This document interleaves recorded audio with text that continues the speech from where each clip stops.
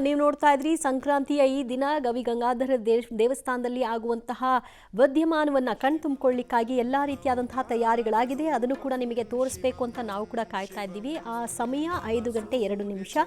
ಅಷ್ಟೊತ್ತಿಗೆ ನಿಮಗೆ ಅದೆಲ್ಲದರ ಪರಿಪೂರ್ಣ ಚಿತ್ರಣವನ್ನು ಲೈವ್ನಲ್ಲಿ ಪ್ರಸಾರ ಮಾಡ್ತಾ ಇದ್ದೀವಿ. ಸೊ ಉಳಿದಂತೆ ಆಮೇಲೆ ನಮಗೆ ಇದು ಮಾತಾಡೋಕ್ಕೆ ಅವಕಾಶ ಸಿಗಲ್ಲ, ಹಾಗಾಗಿ ಹೇಳ್ಬಿಡ್ತೀವಿ ಈಗಲೇ.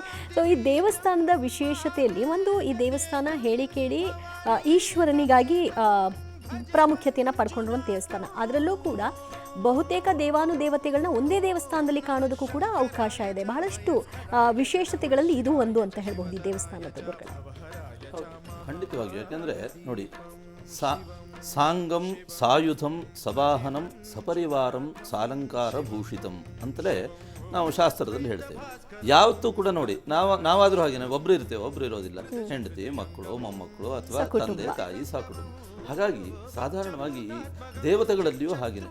ಅಲ್ಲಿ ಬ್ರಹ್ಮಾಂಡ ವ್ಯಾಪ್ತದೇಹಾಹ ಹಸಿತ ಸಿತರುಚ ಭಾಸಮಾನ ಭುಜಂಗೈ ಕಂಠೇ ಕಾಲಾಃ ಕಬರ್ದಾಃ ಕಲಿತ ಶಶಿಕಲಾಃ ಚಂಡಕೋದಂಡ ಹಸ್ತಾಃ ತ್ರ್ಯಕ್ಷ ರುದ್ರಾಕ್ಷಭೂಷ ಇತ್ಯಾದಿಯಾಗಿ ಆ ಒಂದು ಶಿವನ ಧ್ಯಾನ ಶ್ಲೋಕವೇ ಹಾಗೆ ಹೇಳುತ್ತೆ ನೋಡಿ. ಅದರಲ್ಲಿಯೂ ಕೂಡ ಈ ಒಂದು ಪೀತಾಂಬರಧಾರಿ ವಿಷ್ಣು ಅಲ್ವೇ, ಚರ್ಮಾಂಬರಧಾರಿಯಾಗಿರ್ತಕ್ಕಂಥವನು ಶಿವ. ನೋಡಿ, ನಮಗೆ ಎಲ್ಲಿಯೂ ಕೂಡ ಆಕಾರವಿಲ್ಲದೆ ಪೂಜೆ ಮಾಡತಕ್ಕಂಥ ಒಂದು ವ್ಯವಸ್ಥೆಗಳಿದ್ರೆ ಅದು ವಿಷ್ಣು ಮತ್ತೆ ಶಿವನಿಗೆ ಮಾತ್ರ. ಇಲ್ಲಿ ಶಿವ ಸಾಲಿಗ್ರಾಮ. ಮತ್ತೆ ಅದನ್ನ ಕಂಟಿನ್ಯೂ ಮಾಡೋಣ. ಈಗ ನಾವು ನಿಮ್ಗೆ ತೋರಿಸ್ತಾ ಇರುವಂತಹ ನೇರ ದೃಶ್ಯಾವಳಿ, ಆ ದೇವಸ್ಥಾನದ ಒಂದು ದರ್ಶನವನ್ನ ನೀವು ಮಾಡಿದ್ರೆ ಎಕ್ಸಾಕ್ಟ್ ಆಗಿ ಗೊತ್ತಾಗೋಗುತ್ತೆ.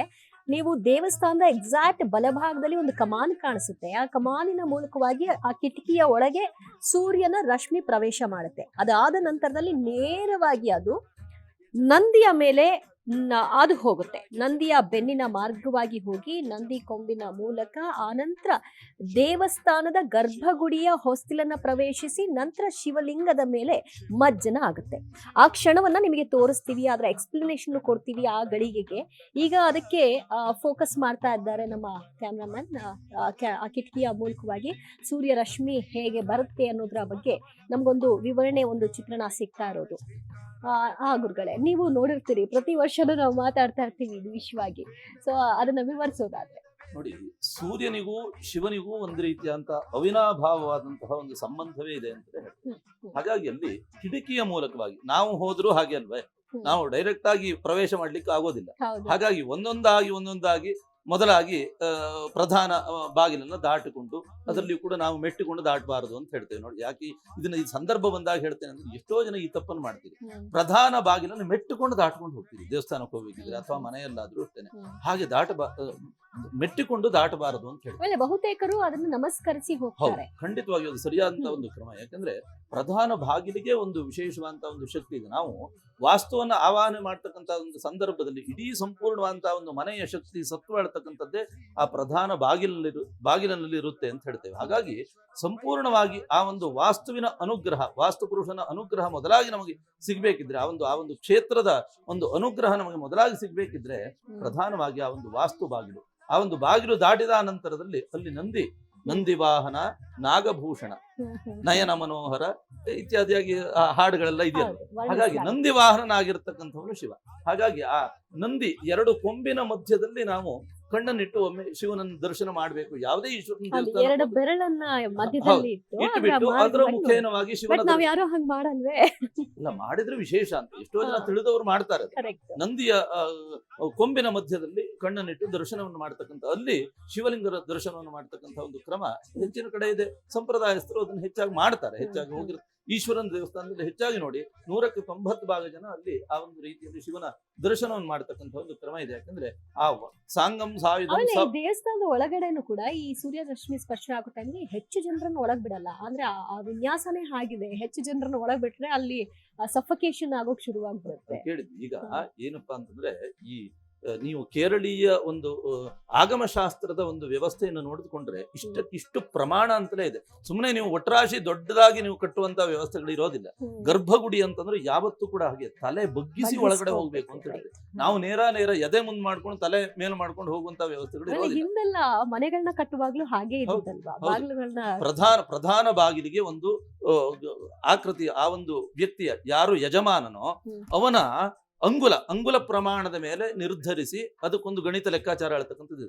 ಆ ಒಂದು ವ್ಯವಸ್ಥೆಯಲ್ಲಿ ಪ್ರಧಾನ ಬಾಗಿಲನ್ನು ನಿರ್ಮಾಣ ಮಾಡ್ತಾ ಇದ್ವಿ. ಅಲ್ಲಿಯೂ ಕೂಡ ಈ ಬೇರೆ ವಾಸ್ತುವಿನ ಒಂದು ವಿನ್ಯಾಸದಲ್ಲಿ ಪ್ರಧಾನ ಬಾಗಿಲನ್ನ ಮೆಟ್ಟಿಕೊಂಡು ನೀವು ಅಭಿಷೇಕ ಮಾಡುವಂತ ಆ ಸಂದರ್ಭದಲ್ಲಿಯೂ ಕೂಡ ಆ ಪ್ರಧಾನ ಬಾಗಿಲಿನ ಅರ್ಚಕರು ಮೆಟ್ಟುಕೊಂಡು ದಾಟೋದಿಲ್ಲ.